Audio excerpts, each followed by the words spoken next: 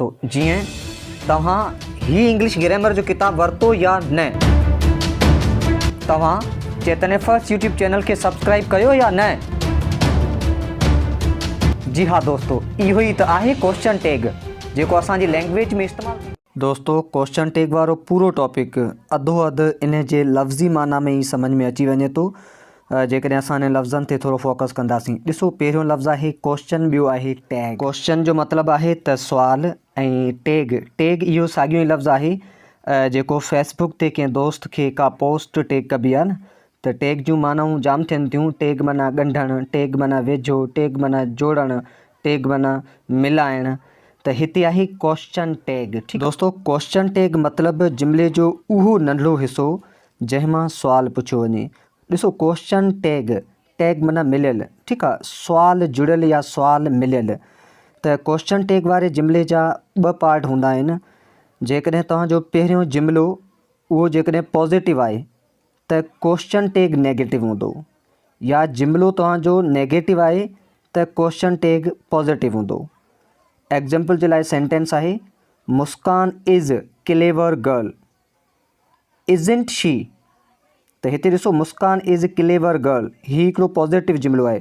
वरी isn't she he हिकिड़ो जेका नेगेटिव क्वेश्चन टैग आहे। ठीकु आहे, हाणे हिन खे पाण ईअं बि करे सघूं था, Muskan is not clever girl, is she. हाणे ॾिसो, जिते जुमिलो पॉज़िटिव आहे हुते क्वेश्चन टैग नेगेटिव, ऐं जिते जुमिलो पाण नेगेटिव आहे हुते क्वेश्चन टैग पॉज़िटिव। साॻी डेफिनेशन तव्हांजे साम्हूं लिखी पई आहे।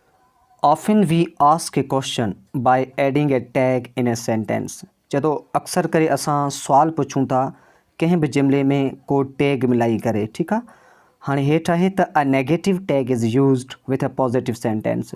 यानी नेगेटिव जेको टैग आहे, जेको सुवालिया वारो जेको हिसो आहे, उहो पॉज़िटिव जुमिले में मिलाइबो आहे। ऐं जॾहिं त a positive tag use with negative sentence, जॾहिं त वरी जेका पॉज़िटिव टैग वरी नेगेटिव सेंटेंस में मिलाइबो। मतिलबु त सेंटेंस नेगेटिव त क्वेश्चन टैग पॉज़िटिव, जेकॾहिं सेंटेंस पॉज़िटिव त क्वेश्चन टैग नेगेटिव।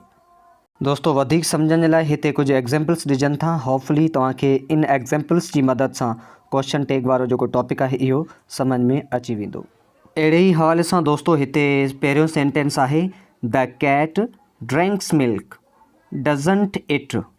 त दोस्तों, पहिरियों जुमिलो जेको आहे उहो प्रेज़ेंट इंडेफिनिट टेंस जो आहे, ॿिली खीर पीए थी, डज़ंट इट या नथी पीए। त दोस्तों, जेको पहिरियों जुमिलो हूंदो उन जे हिसाब किताब सां ई क्वेश्चन टैग में हेल्पिंग वर्ब ईंदो। छाकाणि त हिते पहिरियों जुमिलो जेको आहे उहो प्रेज़ेंट इंडेफिनिट टेंस जो आहे, उन लाइ क्वेश्चन टैग में डज़ आयो आहे। ठीकु आहे, डज़ एंड डू जेके आहिनि उहे प्रेज़ेंट इंडेफिनिट टेंस जा हेल्पिंग वर्ब आहिनि। ॿियो जुमिलो आहे, the children at the mangoes, यानी ॿारनि अंब खाधा। हाणे ज़ाहिर आहे ही कहिड़े टेंस जो जुमिलो आहे, पास्ट जो इंडेफिनिट टेंस। त पास्ट जो इंडेफिनिट टेंस जेका हुन जा हेल्पिंग वर्ब कहिड़ा आहिनि, डिड। ठीकु आहे, त अहिड़े तरीक़े सां क्वेश्चन टैग में डिड आयो आहे।